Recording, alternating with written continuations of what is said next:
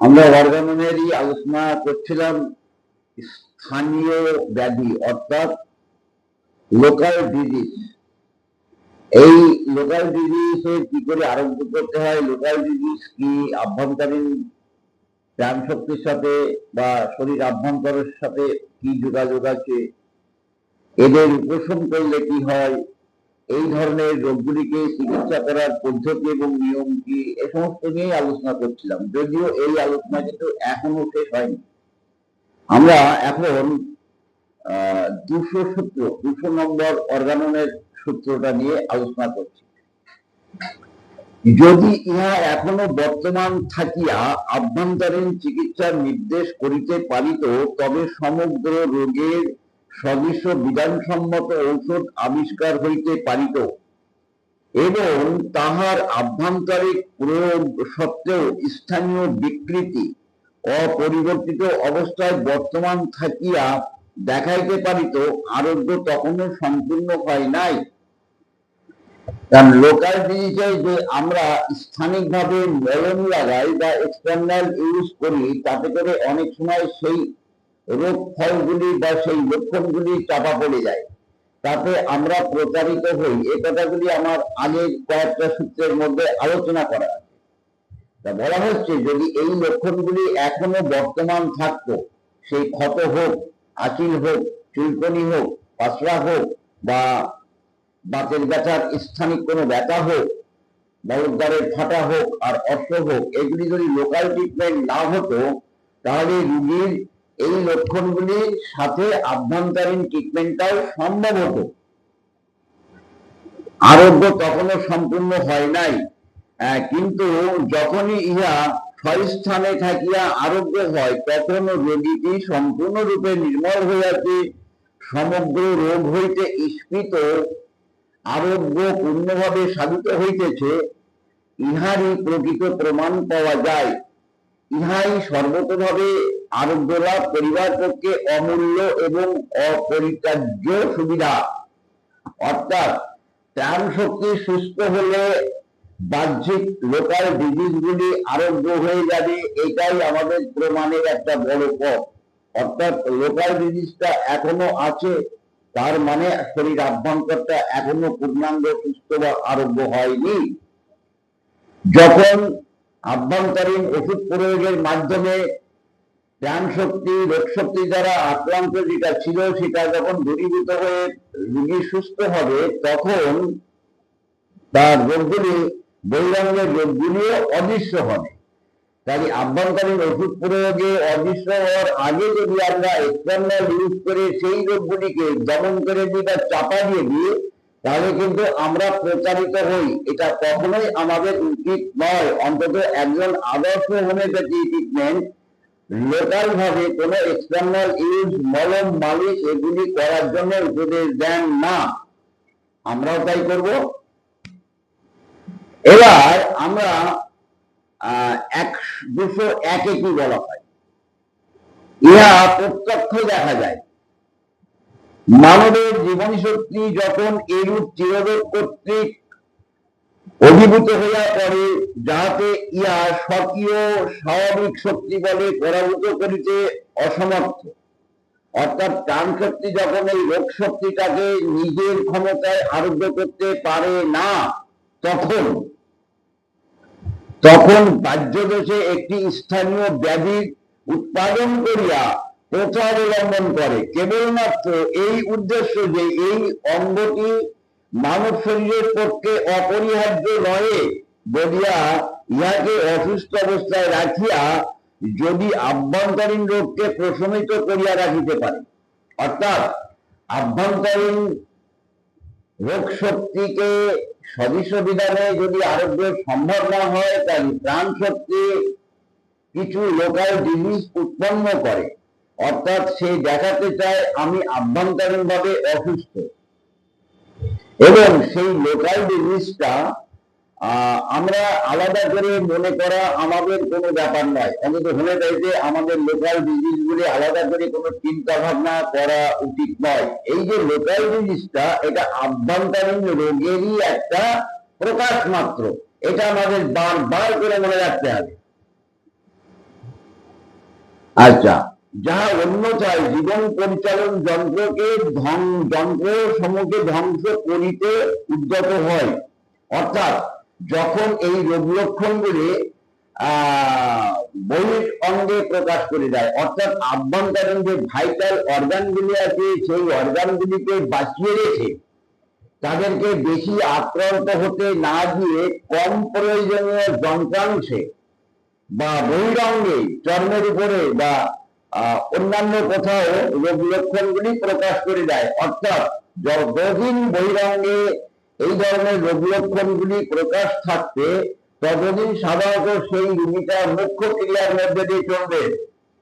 আবার পরবর্তী সূত্রে আমরা পাবো যে এই লোকাল ডিজিজগুলি যখন এক্সটার্নাল ইউজ করে বা মলম করে মালিশ করে বা অন্যান্য ডিসিমিলিয়ার ট্রিটমেন্টের দ্বারা উপশম করা হয়, তখন রোগ লক্ষণগুলি বহিরঙ্গ ছেড়ে অন্তরঙ্গ অর্থাৎ ভাইটাল অর্গানগুলি আক্রান্ত হয়, যার কারণে আমরা হাই প্রেশার, কিডনি অসুস্থ, লিভারের রোগ, মস্তিষ্ক বিকৃতি, অগ্নাশয় আক্রান্ত, সুগার ইত্যাদি বড় বড় রোগের রোগী পৌঁছে যায়।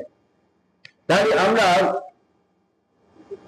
বলিতে গেলে যেন আভ্যন্তরীণ ব্যাধিকে নানা স্থানীয় ব্যাধিতে রূপান্তরিত করিয়া প্রতিনিধি রূপে তাহাকে তথায় আকর্ষণ করে, অর্থাৎ বহিরঙ্গের রোগ লক্ষণগুলি প্রকাশ করে দিয়ে বলা হয় যে আমি শরীরে আছি, আমার প্রতিনিধি স্বরূপ দেখো তুমি, আমার বাইরে দাগ আছে, আমার বাইরে টিউমার আছে, আমার বাইরে একজিমা আছে, আমার বহিরঙ্গে আঁচিল আছে, অর্থাৎ আমি আভ্যন্তরীণ ভাবে অসুস্থ। এই আভ্যন্তরীণ ভাবে অসুস্থতাই আমাদের ট্রিটমেন্টের বিষয়। আমরা যদি বহিরঙ্গের রোগ লক্ষণগুলি দমিত করি, চাপা দিই বা উচ্ছেদ করি, তাহলে কিন্তু অন্তরঙ্গে অর্থাৎ আভ্যন্তরীণ ভাবে জীবনী শক্তি আর কিছু করতে পারে না, তখন ভাইটাল অর্গানগুলি আক্রান্ত হয়, brain, heart, lung, liver, kidney, অন্ডাশয় এইগুলি আক্রান্ত হয়ে বড় বড় রোগ তৈরি হয়ে যায়। আমরা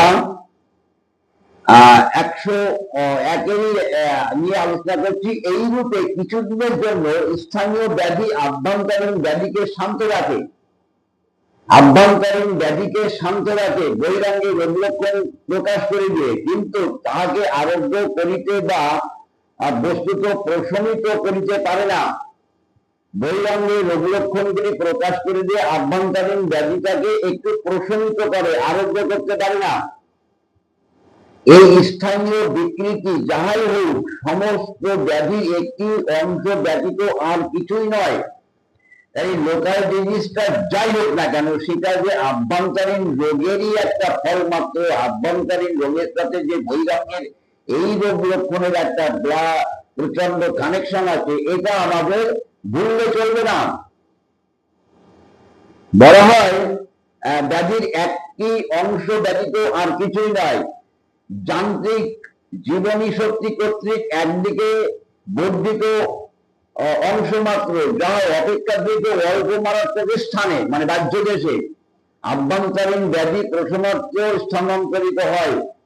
প্রাণ শক্তি ভাইটাল অর্গানগুলিকে বাঁচিয়ে রেখে বহিরঙ্গে রোগ লক্ষণগুলি প্রকাশ করে দেয়। যেমন যুদ্ধক্ষেত্রে সেনাপতি বা রাজার মৃত্যু হয় না, সেখানে পদাতিক বাহিনী, গোলন্দাজ বাহিনী এরাই আগে মরে।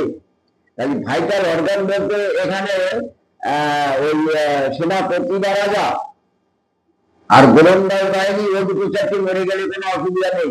তাই আমার পায়ে স্বর্ণরোজগার হলো বা টিউমার প্রকাশ পেলো বা আঁচিল হলো, ওতে আমি মরে যাবো না, বরং ওগুলিকে উচ্ছেদ করলে আভ্যন্তরীণ ব্যাধিটা আরো জটিল থেকে জটিল আকার ধারণ করবে। এই আভ্যন্তরীণ স্থানীয় লক্ষণ দ্বারা সমগ্র ব্যাধির প্রশমন বা আরোগ্য করতে জীবনী শক্তির কিছুই লাভ হয় না।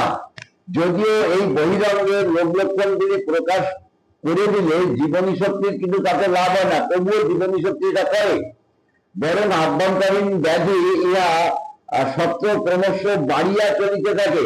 আভ্যন্তরীণ ব্যাধি কিন্তু যেমন বাড়ছে ও কিন্তু বাড়ছে, কিন্তু তার প্রতিনিধি স্বরূপ বহিরঙ্গের রোগ লক্ষণ। আচ্ছা, এটা কিন্তু আমাদের প্রাথমিক অবস্থা। আবার যখন এই প্রাথমিক অবস্থা অর্থাৎ বহিরঙ্গের রোগ লক্ষণগুলি চাপা পড়ে অন্তরঙ্গ ভাবে বা ভাইটাল অর্গানগুলিতে যখন রোগ লক্ষণ পূর্ণাঙ্গ ভাবে প্রকাশিত হয়, সেটা কিন্তু গৌণ অবস্থা। গৌণ মানে পরবর্তী সেকেন্ডারি অবস্থা।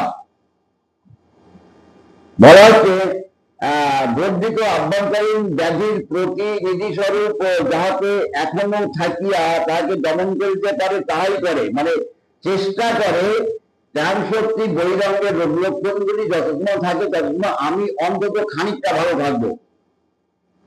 পদের পুরাতন ক্ষত, পায়ের ক্ষত, পদের পুরাতন ক্ষত আভ্যন্তরীণ আদি ব্যাধি আরোগ্য না হওয়া পর্যন্ত ক্রমশ মন্দ হয়, সেটা গ্যাস দীর্ঘকার নালিকত হোক।